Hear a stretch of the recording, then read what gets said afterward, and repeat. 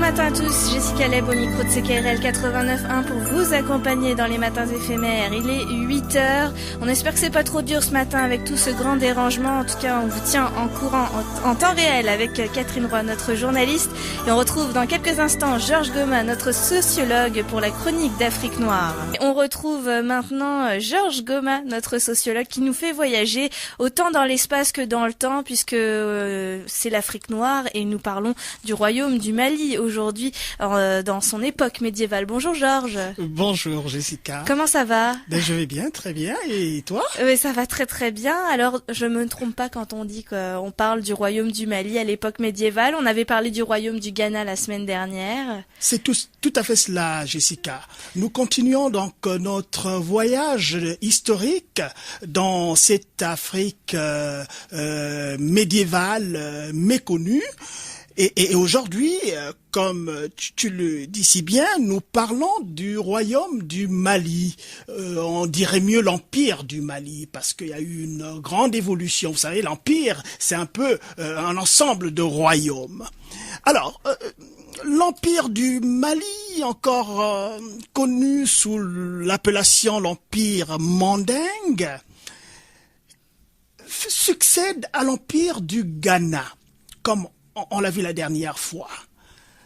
Alors, les éléments qu'on va apporter un peu sur la chronique d'aujourd'hui, c'est surtout un personnage, Soundiata Keïta, qui est le fondateur de cet empire au XIIIe siècle.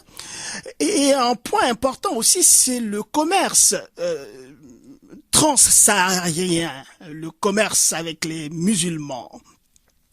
Mais aussi c'est la charte du Mondaine. La charte du Mondaine est un élément très important qui est un peu semblable aux droits de l'homme que nous connaissons depuis la Révolution française, et aussi à l'époque, on va revenir là-dessus, en 1200, il y avait aussi ce qu'on appelait le Magna Carta en Angleterre. On y reviendra là-dessus. Alors, le royaume du Mali, comme je l'ai dit, a été fondé par Soundiata Keïta en 1235. Et qui régna jusqu'en 1255.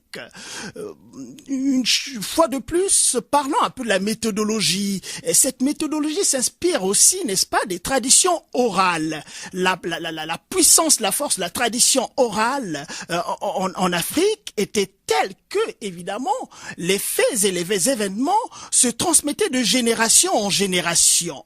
Ça devenait des épopées, bien sûr, mais les faits ne existaient bien réellement. Alors, nous avons aussi les récits des chroniqueurs arabes, comme nous l'avons dit la dernière fois, et dont les plus célèbres, Ibn Battuta et El-Bekri, qui vécurent à ces siècles-là et qui ont laissé une littérature abondante, relatant, n'est-ce pas, les rapports avec les empires d'Afrique occidentale.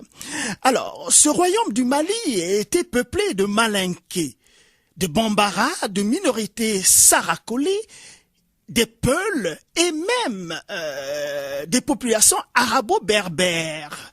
La proximité géographique, évidemment, avec le Sahara, faisait qu'évidemment, la population arabo-berbère faisait partie de ces ensembles-là. Alors, la capitale de l'empire du Mandingue s'appelait Niani. Dans cette capitale, comme on va le voir aussi, il y a des grands immeubles qui ont été érigés dans cette capitale du Mandingue. Et il y avait des activités, parmi les activités en vogue à l'époque, il y avait des activités guerrières, et évidemment, la guerre faisait rage dans ces contrées-là, et il y avait aussi le lever des taxes. Et c'est ça, avec ces taxes-là qu'on érigeait des grandes bibliothèques aussi, comme la bibliothèque de Tombouctou, qui est très très très connue au jour d'aujourd'hui. Alors, ce qu'on peut dire encore, c'est que finalement, l'Empire du Mali est le premier État bien structuré en Afrique occidentale de ces temps-là. Ses coutumes et sa structure sociale marquent encore les habitants de la région et leur mode de vie jusqu'à aujourd'hui. On va le voir aussi. Alors, le personnage de Soundiata Keïta, alors, il est né le 20 août 1190 et mort en 1255. Voilà. Alors, ce personnage illustre, très illustre, est conté, raconté, selon la tradition orale,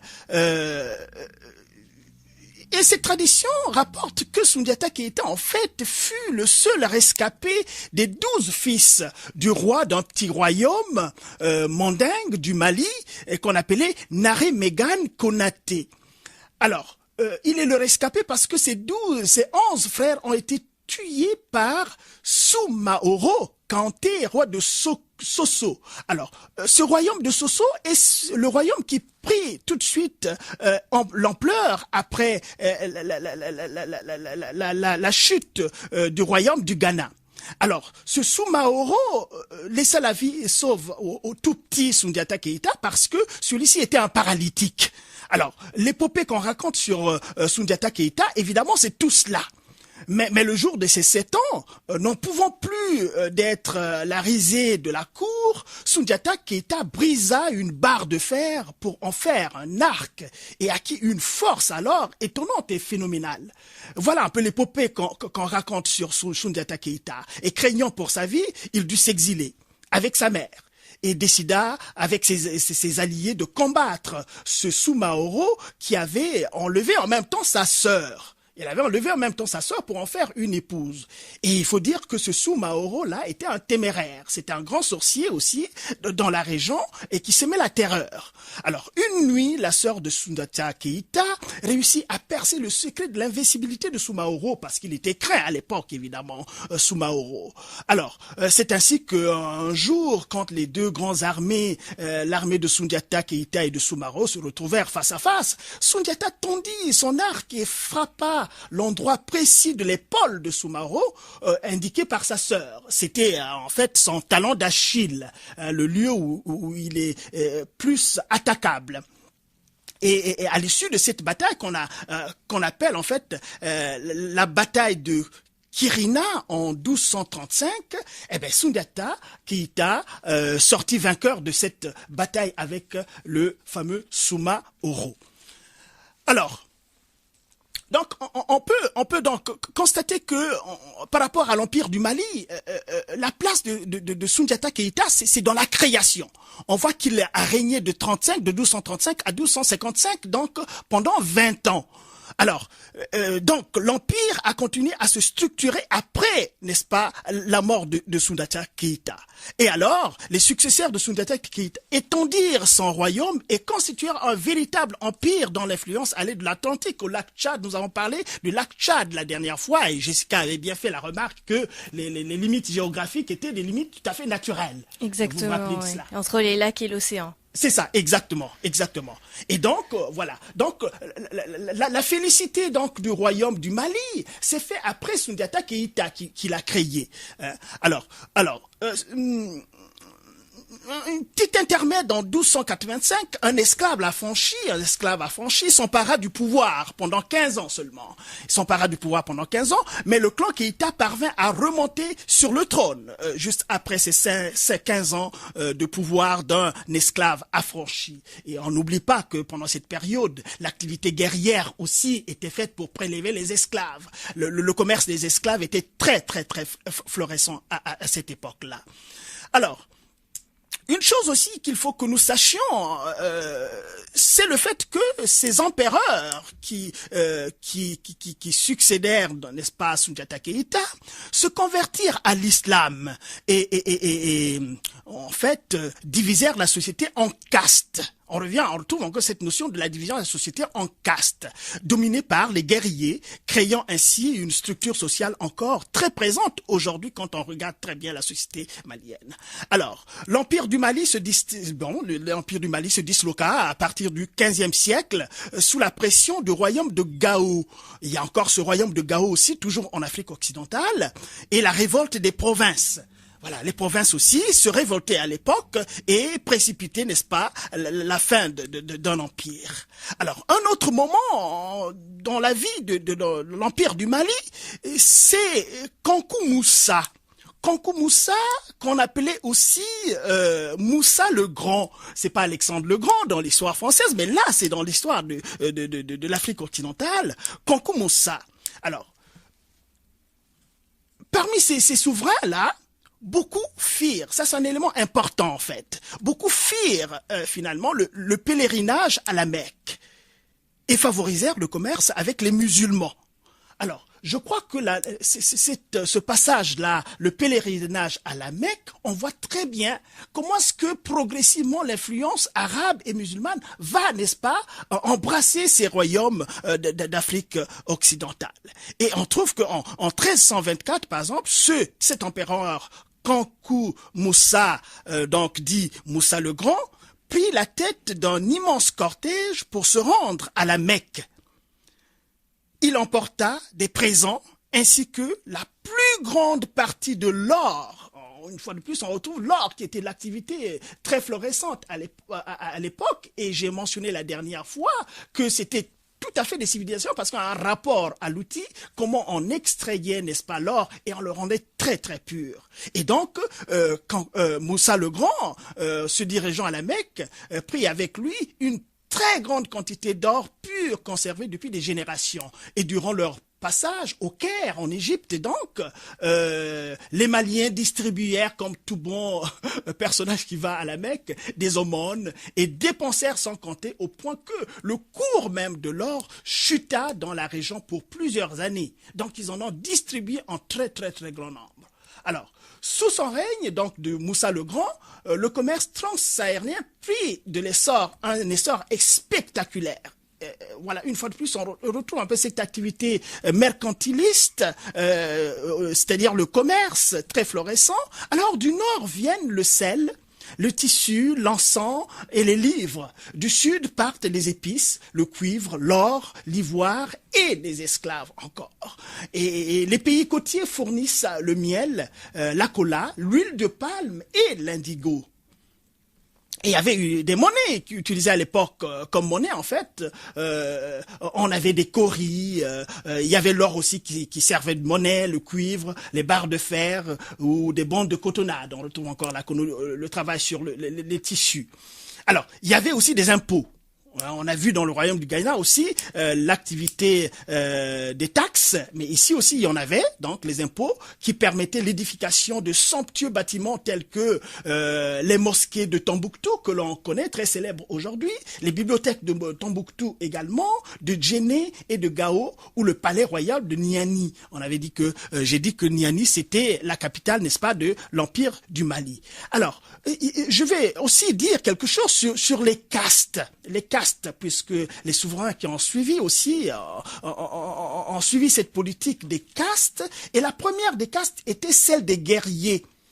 Des guerriers. On voit très bien l'activité militaire à l'époque, comment elle est très très importante, et cette caste de guerriers était composée de 16 clans mandingues, dont la haute noblesse, qui regroupait 4 familles alliées à Soundiata Keïta, et au nom qu'on rencontre encore aujourd'hui dans la région d'aujourd'hui. Les noms comme Alpha, les noms comme Kandé, les noms comme Camara, les noms comme Traoré, et sont tout à fait connus au jour d'aujourd'hui est très répandu. Alors, puis venaient 5 clans religieux, ainsi que, parlant donc des autres castes, il y avait les religieux, les marabouts, les artisans, les griots et enfin les esclaves de guerre. Alors, on va terminer sur la charte, la fameuse charte du Manden qui est très très très connu. Mais on peut discuter, on peut critiquer sur l'authenticité de cette charte-là, parce que beaucoup de chercheurs même s'interrogent un peu sur l'authenticité de cette charte, avec la tradition orale à l'époque. On se demande un peu comment cela est authentique. Mais elle ne laisse d'exister, cette charte. En fait, en langue malinké, c'est connu sous le nom de Manden Kalikan. cette charte-là, qui est en fait une transcription d'un contenu oral qui remonterait au règne du premier souverain de l'Empire, c'est-à-dire Soundiata Keïta. Elle aurait été solennellement proclamée le jour de son intronisation comme empereur du Mali à la fin de l'année 1236. Alors, ce texte-là est considéré au même titre que le Magna Carta, produit en 1215 en Angleterre, comme l'une des plus anciennes références concernant les droits fondamentaux, les droits humains. Alors, donc la reconnaissance de la charte du mondaine, comme je le dis, confirmerait sa valeur juridique et sa portée universelle. Donc, c'est une charte qui se rattache donc à l'évocation des droits, du droit à la vie. Les principes d'égalité et de non-discrimination étaient bien mentionnés dans cette charte-là. Et là, j'ai pris quelques morceaux choisis que j'ai trouvés dans cette charte-là. Je vais vous les lire. Alors, une vie n'est pas plus ancienne, n'est plus respectable qu'une autre vie. De même qu'une autre vie n'est pas supérieure à une autre vie. Voilà un passage qu'on retrouve, n'est-ce pas, dans cette charte-là. Un autre passage, c'est de dire que nul ne s'en prend gratuitement à son voisin, que nul ne cause du tort à son prochain, que nul ne martyrise son semblable. Un autre article de la charte, le tort demande réparation. Quand vous faites le tort à quelqu'un, ça demande réparation. Un autre passage, pratique l'entraide. On pousse les gens à pratiquer l'entraide. Veille sur la patrie. C'est quand même l'amour de la patrie. La faim n'est pas une bonne chose. L'esclavage n'est pas non plus une bonne chose. Voilà, ça c'est contenu dans la charte. Et pourtant, à l'époque aussi, on pratiquait bien l'esclavage. Et en fait, le dernier passage, la guerre ne détruira plus jamais de village pour y prélever les esclaves. Vous voyez un peu quelques éléments de cette charte du mondaine que l'on peut trouver partout et qui, n'est-ce pas, qui planche sur ces droits fondamentaux tels qu'on les connaît dans la Déclaration universelle des droits de l'homme et tels qu'on les a vus en 1215 en Angleterre avec le Magna Carta. Encore un empire très riche, avec beaucoup de ressources naturelles, comme vous l'avez dit. Absolument. Et puis, mais est-ce que, moi, c'est ma toute dernière question en quelques mots, parce qu'il nous reste plus beaucoup de temps, mais c'est toutes ces chroniques qui se transmettent de manière orale, est-ce qu'on peut vraiment s'y fier? Parce que, je sais pas, chez nous, en tout cas, on dit le téléphone arabe, c'est pas pour rien. Quand on répète quelque chose et qu'on transmet, il y a forcément des éléments qui se perdent. Est-ce que c'est à prendre avec précaution, des fois, écoutez, je crois que c'est à prendre avec précaution, mais une fois de plus, des sociétés à civilisation de l'écriture, c'est vrai qu'il y a une belle, comment on l'appelle, une pensée qui dit les paroles s'envolent et les écrits restent. Ouais, mais vous savez, ces choses qui se transmettent de génération en génération, mais ça se transmet vraiment de génération en génération. Parce qu'à l'époque, dans des sociétés assez stables, mais on raconte les faits qui se sont passés autrefois. Et chaque génération fait le relais vers une autre génération. Mais bien sûr que ça se transforme. Les faits tels que c'est rapporté, ça n'est jamais complètement comme ils se sont passés. C'est des épopées aussi. Alors, l'épopée, il y a quand même une dimension poétique là-dedans. On introduit une dimension poétique, le fait a bien existé. La personne n'a peut-être pas été aussi héroïque comme on le montre, mais dans l'épopée que on met du beau pour montrer vraiment, mettre en évidence la dimension héroïque d'un fait. C'est dans la façon de raconter aussi. Exactement. La façon de raconter aussi. Mais en tout cas, il faut que ça soit épique. Il faut que ça soit beau. il faut que ça se transmette. C'est le conte que, vous savez, quand on était tout enfant là, on aimait bien écouter les contes du grand-père. On était bien intéressé à écouter ça, mais c'était beau, c'était beau. Donc, mais en fait, les faits ont bel et bien existé, mais la manière dont ça existait, la manière que l'on a raconté les faits après autant de générations, bon, on peut toujours s'interroger. On peut toujours s'interroger. Très bien. Merci beaucoup, Georges Goma. Ouais. À la semaine prochaine, on parle la semaine prochaine, on va parler de l'avant-dernier royaume que nous avons sélectionné, c'est-à-dire le royaume Congo. Parfait. Le royaume Congo, évidemment, qui est un royaume. Je suis tout à fait, en fait, beaucoup plus intéressé par ce royaume, d'autant plus que je reviens du Congo. Alors, donc, la prochaine fois, nous allons plancher sur le royaume Congo en Afrique centrale. Alors, ça permettra peut-être aussi donc de faire des liens avec l'époque actuelle. Absolument. Merci beaucoup, Georges Goma, sociologue, je rappelle, pour cette chronique d'Afrique.